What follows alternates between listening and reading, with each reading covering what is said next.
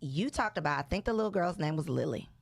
Was her name Lily? I still tell that Girl, story. tell the story again, because that was just such a, not even in my realm, like in the realm of possibility. That's why I tell it. Please tell the Lily That's why story. I tell it. And so the prelude is I always ask in every class I do, or even just speaking, what is your definition of financial freedom, right? Because it is relative. But it's also shaped by your own perception and your level of experience and where you've been, what you've seen, etc. And so Lily was a little girl of a different color that it was in Ty's class in first grade. He went to a predominantly white school in first grade. And Lily's parents, I can't believe you remember this. Girl, I remember, because I'm like, my baby is going to be the Lily. Yeah. My baby is Lily. Exactly. That's another reason why we tell this story. But Lily's parents emailed the whole class, all of the parents in the class, and it was so gangster. It was so Lily's parents said, greetings. Basically, our family is going to be sailing the Caribbean islands for the next 3 to 4 years. 3 to 4 years, y'all. 3 to 4 years. And we just wanted to make sure that we stay connected. Lily hates, very sad to leave all her friends at this particular school. This is our blog. This is our email. And they had the nerve to end with fair winds. I'm going to say the G family. I'm not going to give their last name. The G family. flip side. And so, do you see how your perception of financial freedom changes? How the hell can you get on a boat for 4 years? How? And don't even know, 3 to 4 years maybe. We're not even sure. Maybe. We might stay 5. You know what I mean? And so, imagine Lily's perspective when she gets our age. And so, when we talk about like creating equity, that's the reason, because they have a 400-year head start, right? And so I'm sure it's probably the G's family's generation before them that set them up set them up to sail the Caribbean islands for 3 to 4 years. I'm like, Lily don't need a teacher. Listen, Lily don't need a classroom. The world is about to be her classroom. Exactly. I wonder where she is now. Ty's 11. Still on that damn boat, because COVID happened and they said, baby, we not coming off of this boat. The boat was called the Magnolia. Girl. She's on the Magnolia. I love it for Lily. She's on the Magnolia. Let's just pause. We're going to do a little moment of silence. Okay. May we all create Lilies. Yes. Y'all. Like, seriously. Because I might name my daughter Lily.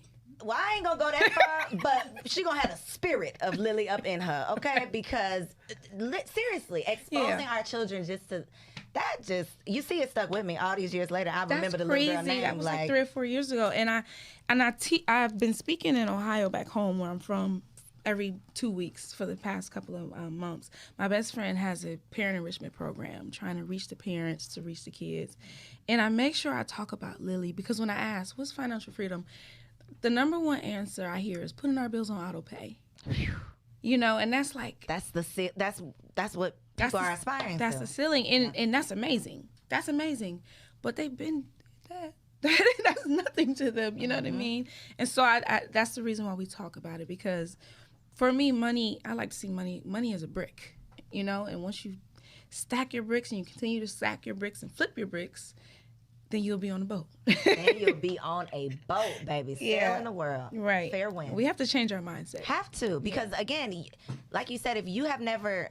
And I have, Lily is not a little black girl, so I have not necessarily seen someone who looks like me doing the thing. But just for me to know it's possible. Yeah. Just for me to know it's possible, it's like you have something greater to aspire to. Yeah. And so we're resourceful people. We are. We are hard. We are. We just have to just show us it's possible, and we'll figure out a plan. We'll figure out a plan. Exactly. So with all of the talks of this recession, the dreaded R word that everybody is just clutching their pearls, what is your advice?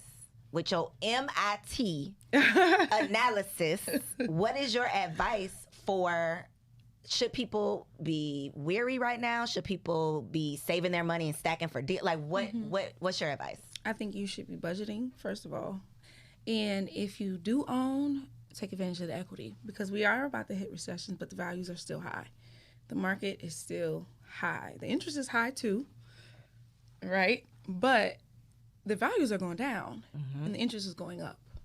I think the Feds told us we got at least 3.5% more coming before the end of the year. So if you're looking at 5% interest rates, it's going to be 8. So take the money out and don't spend it. Take it out and don't take it out and do spend it. not spend it. I would say invest it into something that is not crypto. Would you say invest into crypto, baby? Them people done lost. I'm them people. Okay, I ain't know what I was doing. Not volatile, yeah. Something that's a little more foolproof, I like to say. Did you lose some money, India? I did not. You did not. She said, "I'm staying with the real estate, baby." Yeah, I was studying and trying to go to class. I couldn't follow it. Me either. That's why I should have kept my little money to myself. But you know what? I put money in there that I wasn't planning on like getting right back out. So I'm just gonna, girl, may the force be with that money. Okay, that money is just for my baby at this point. It's just gonna stay there forever. We'll see what happens. We'll see what happens. Yeah, it'll turn back around. Yeah, it has when to. he's grown. Well, all the markets are cyclical, so they gotta go up. They gotta come down. We're just waiting on them coming back up. Yeah. You just mentioned though that you were involved in 2 real estate deals on the same day. Somebody watching this was like, "But how?" Kime was like, "But how?" Like, how? I was like, "But how?" How is that possible? Because again, for most people, we cannot even wrap our mind around that being a thing for us. So I'm sure that credit is part of it. But Absolutely. what are the pieces of that puzzle? Absolutely. So the buyer was acquiring 2 buildings together, and I basically lumped them together as a package deal, and that's how I was wholesaling them to him. And so baby, I'm gonna shake you down. I'm a negotiation queen. So I had got the seller down so low to where the 2 buildings were almost the price of 1. And so that's why when I got them down so low, that's when I was like, sorry. Stop answering that dude phone call. It's no longer for sale. Right. I kept it.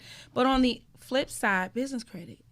I bought the property in my business name using an SEC loan. I mean, SBA. SBA loan. Listen, it's finals. So think about basketball game. SBA loan. And so that's something that you have access to if you have business credit, right? SBA loan. Right. We don't know. I don't know. Is it? Yeah. How? Absolutely. Tell them, India, how do you have access to it? Because you got good business credit, you go to SBA and you ask for the money. And the interest rate was so low, it was like 3.2%. And guess what? It's still not in repayment. And I bought that in December of 2020. And it was supposed to be in a year the repayment starts. So it's free and clear for now. But when the repayment starts, I do have to make a payment on the building, but it's from the SBA. So many people in the Black community are late to the party when it comes to these resources. And when we show up to the party, we think it's a scam. Mm-hmm. How many people thought that EIDL money was a scam and missed out? Baby! Thank you. Listen, y'all are all right with me. You know, you are all right with me, okay? But I had my paperwork together. You have to have the things in order to make it happen. But so many of us miss out on these resources because we just think. My biggest thing right now is stability and credibility. Stability and credibility. And so even with Swim Suites, when they come in, the beauty pros come in, they have a bunch of courses that are free to them so that they legitimize their business and they set themselves up to be able to get funding.